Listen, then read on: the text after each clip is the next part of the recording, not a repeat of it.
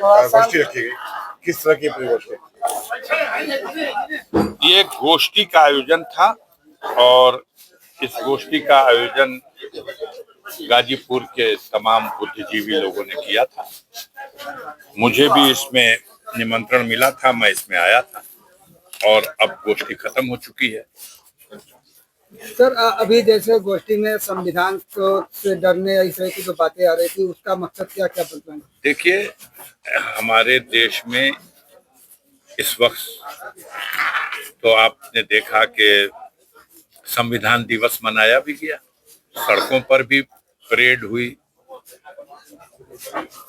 दोनों सदन लोकसभा राज्यसभा का ज्वाइंट सेशन हुआ 26 तारीख को और देश की राष्ट्रपति महामहिम स्वयं उसमें उपस्थित हुई। तो सरकार की तरफ से भी जो सरकारी कार्यक्रम हुए वो हो रहे हैं। जो देश में नागरिक हैं, नागरिकों की तरफ से भी संविधान को लेके काफी चिंता है। और अभी हम जब बोल रहे थे तो हमने दो बिंदुओं पर तो खास तौर से आपको बताया, उसको आप मेरे बयान का अंग बना लीजिए। क्यों चिंतित हैं? क्यों चिंतित हैं? आज देश के किसी भी कोने में चले जाइए तो ईवीएम मशीन के माध्यम से मतदान की जो व्यवस्था है, बाबा साहब भीमराव अंबेडकर ने संविधान में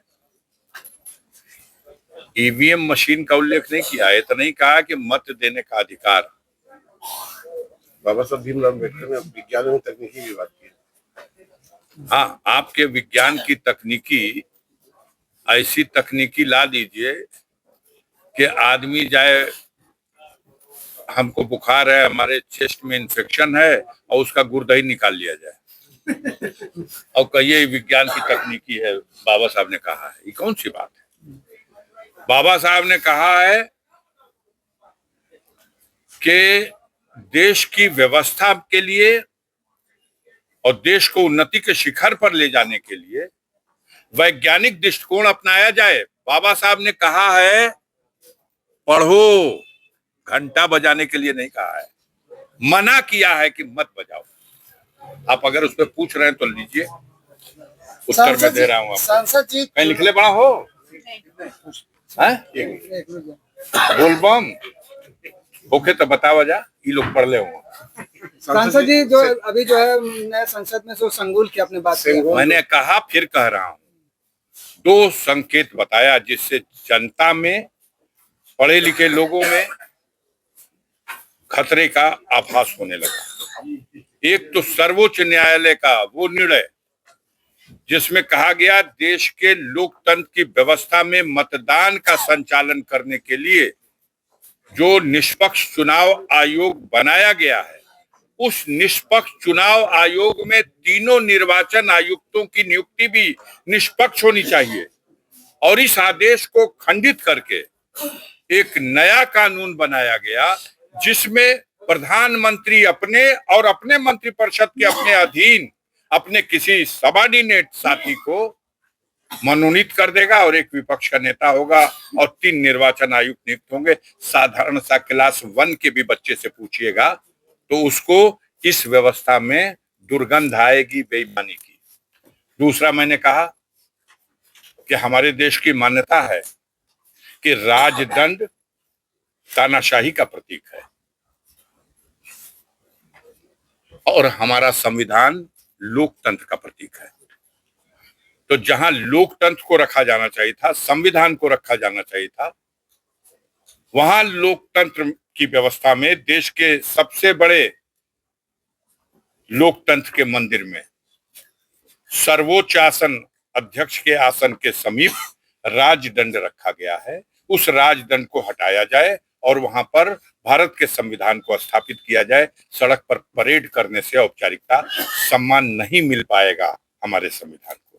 सांसद जी, जैसा कि संभल में जो घटनाएं हुई थी सर्वे करने आ गए ना, आज जो है न्यायिक जांच की टीम गई है, लेकिन आज जो है कहीं कुछ नहीं हुआ। आगे वही मैं सोच रहा था कि शाम को पीएमओ से संदेश दिया जाता है उन तमाम गोदी मीडिया के लोगों को, आपके मालिक को, कि कल से ये चलाना और जहां अफजाल मिल जाए कभी मत पूछना कि लहसुन का भाव है। हम बताएंगे कि लहसुन 400 रुपए किलो है। आप कभी मत ये सवाल करना बेरोजगार नौजवानों के रोजगार के सवाल पर सरकार क्या कर रही है। आप हमेशा पूछना कि नफरत की जो आग लगी हुई है, चाहे मणिपुर में लगी हो और चाहे संभल में लगी हो या कुछ दिनों पहले बहराइच में लगी हो, जहां कहीं भी ऐसी आग लगे उस आग की लवर में घी डालते रहना, घी डालते रहना। आप घी डालो, हम घी डालने वाले नहीं है। हमने अपील की संयम बरतिए, वहां के नागरिकों से अपील की, शांति प्रिय नागरिकों से अपील की कि संयम बरतिए। अगर किसी न्यायालय का कोई निर्णय आपको अच्छा नहीं लगता करिए। और ऐसा हुआ, माननीय सर्वोच्च न्यायालय ने इस सवाल को सुना और कहीं ना कहीं उनके जो आदेश पारित हुए हैं, व्याख्या हम नहीं करेंगे, लेकिन आदेश जो पारित हुआ है, अब बताइए इससे बड़ा कमेंट क्या हो सकता है। हम होते तो छत पर से कूद जाते। अब कोई बेशरम है जिसको ये शर्म ना आए कि सर्वोच्च न्यायालय कह रहा है कि पावर एंजॉय कर रहे हो तो ऐसा आदेश पारित कर देंगे कि जीवन भर याद रखोगे। ये मामूली बात है, लेकिन यहाँ किसी को शर्म ही नहीं आती। हम बेशर्म लोग हैं, हम सवाल पे सवाल दागे जाएंगे। आग लगाने वाले सवालों से बचिए, आग बुझाने वाले सवाल करिए। मैं हर सवाल का जवाब दूंगा। सर अंतिम सवाल है कि जो अजमेर शरीफ की जो बात कही, जबकि इस कानून में सब ये कहा गया 1947 के बाद आपसे एक नाम पूछना चाहते हैं। रवीश कुमार का नाम आपने सुना है? रवीश कुमार परसों से कंधे पर एक फावड़ा लेकर के निकल गया है। हमने देखा कहाँ जा रहा भाई, ये किसान हो गए क्या? तो उन्होंने वो फावड़ा कंधे पर रखा और कहा भारत खोदो अभियान की शुरुआत करने जा रहे हैं।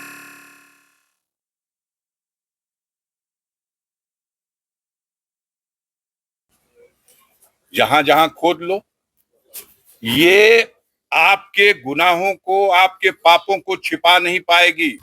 ये तरकीब जनता जग चुकी है और जनता उस ईवीएम मशीन की बेईमानी को समझ चुकी है और इस देश में वो क्रांति होगी, वो आंदोलन होगा, वो जन आंदोलन होगा कि ये बेईमानी की मशीन हटाई जाएगी और जनता अपनी इच्छा के अनुसार देश को चलाने वालों को, देश में जोड़ने वालों को फिर से सत्ता में लाएगी और नफरत को हटाएगी। आग लगा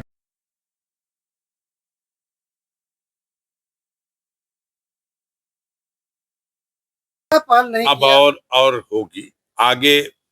जब से जगे तभी से सवेरा।